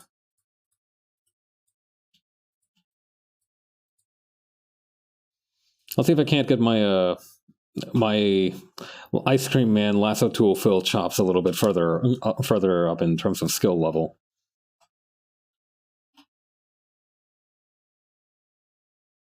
If I can just color in the parts that are supposed to be in black and white, then that'll also save me quite a bit of time. Let's see. Well, how did I do this again? Right, okay.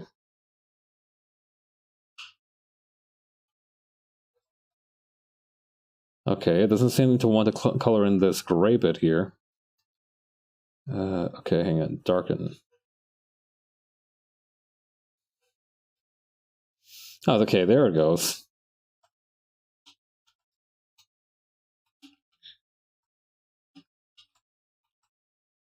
Yeah, I think I'd rather just like do it like with the paint bucket tool. But yeah, Smule, I think it was called, the application.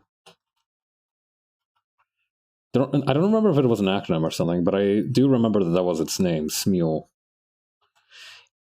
Smule sounds like... like some software you would run to like get really old. Like it, Smule to me sounds like like a clone of like DOSBox or something like that. One of those programs that you'd use to run like super old video games on your system.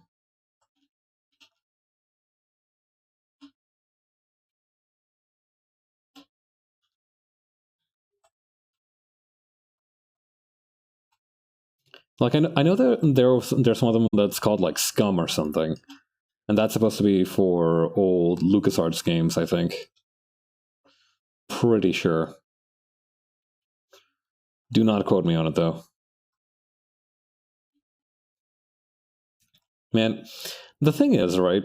I got into video games when in a very odd way because, obviously I played video games as a kid. Everybody, like a lot of people did, but I specifically got into video games as like a cultural thing because I basically read through like internet articles of like, okay, I know how to legally, 100% play SNES games on the computer in a way that is most certainly legal now. Where should I start with? Like, which ones should I do? So, I started reading about these different games, right? About these like different like things in that were like the greatest of all times and everything. And I eventually started reading about like Sam and Max, all the LucasArts games, Secret of Monkey Island. I'm like, dang, these look rad as hell to play, and I tried to play them. I got so confused by the lingo. Like everybody's like, yeah, you need to use like Scum to emulate it first, and then like it works best if you switch your Windows settings so like be like -80 maximum, and you need to do a bunch of other stuff as well, like unzip the zip file, which is normal, but I didn't know what that meant when I was like gonna say like 9, 8 or 9. So, a little bit difficult to kind of get into it, but I tried.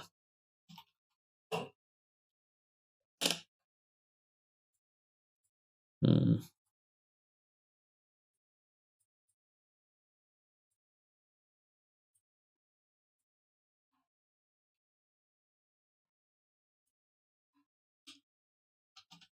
Hmm.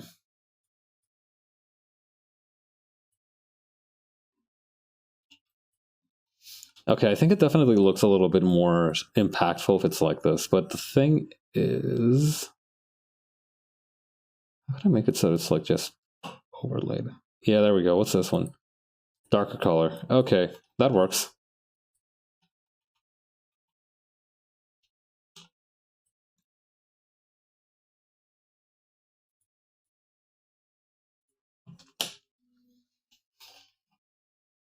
Mm, yeah, no, that's fine actually.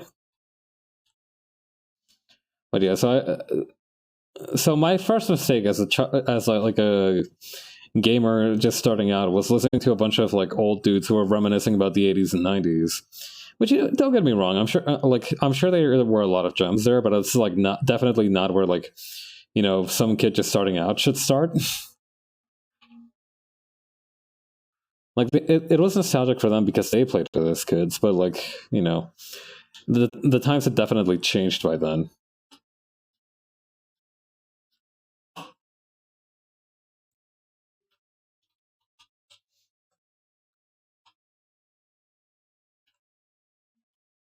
Like some dude was like, "Oh yeah, dude, King's Quest is rad. You have to like figure a million different things out from the manual before you can actually start playing the game." And I'm like, "Awesome.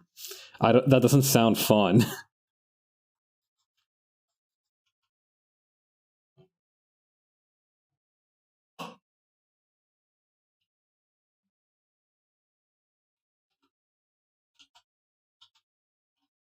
Which definitely is gonna be like has got to be like some kind of a difference in taste as well. Like I imagine that's just how things were back in the day.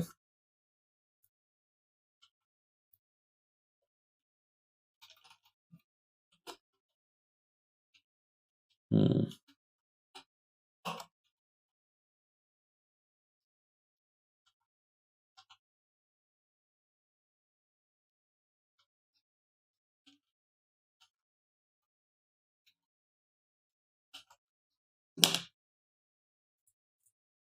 Merge selected layers. Is there nothing that I can do to like make this look more... Hang on.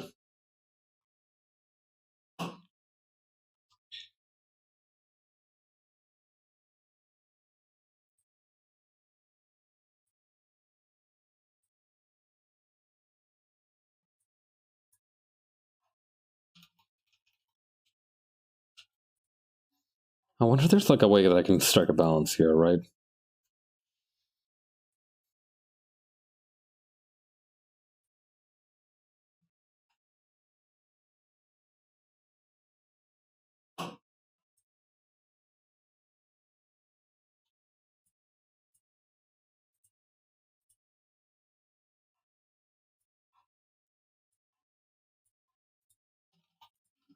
Okay, but this part... Okay, I'm just gonna free ball it. It's no good thinking too hard either.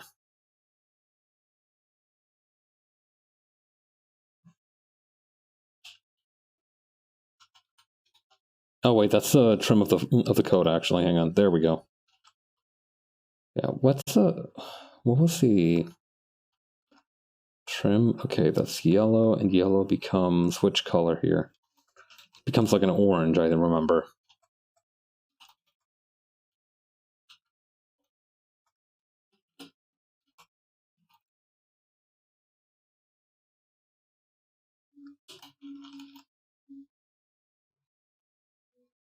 Okay, there we go. I actually really like how that's looking, you know, with the black and the color.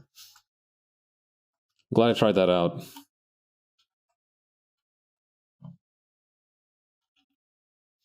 I'm a little concerned that it keeps selecting the vector layer there, though. But, you know, that's fine. I'm not going to worry too much about that.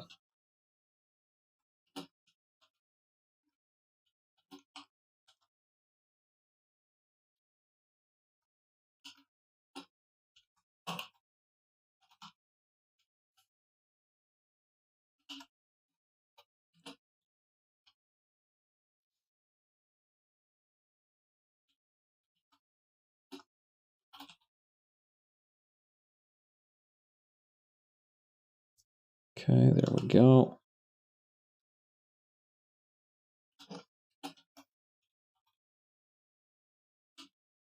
Yeah, there's like this weird, like right here, because of the gray pixels.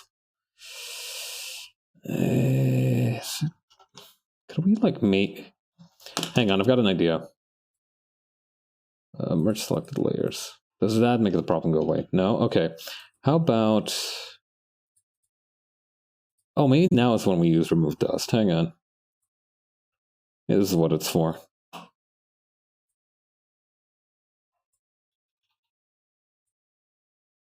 Fill leftover? Select dust. Okay, what the hell is dust supposed to be? Move dust from transparency, from white background, from surrounding color, from foreground color. No, that's not really doing it. The most annoying part is that it doesn't happen everywhere. Like right here, it just happens here.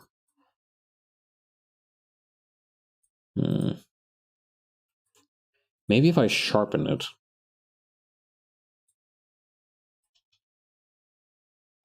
No, that's a bad idea.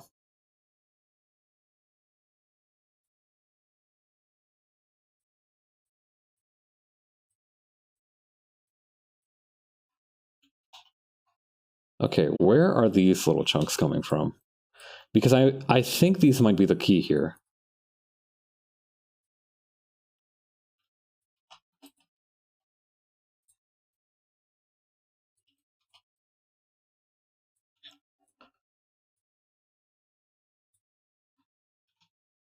Nope, that was not it.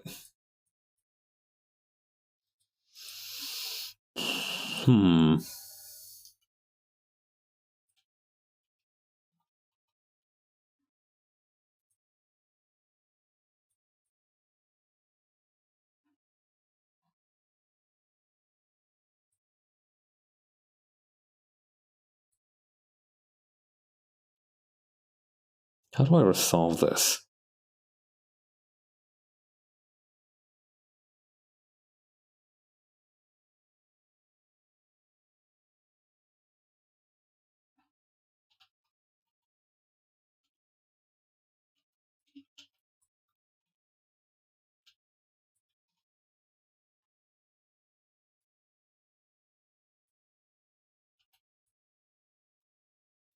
Ah, screw it. I'll figure it out tomorrow. We've gone on for long enough today, anyway. All right.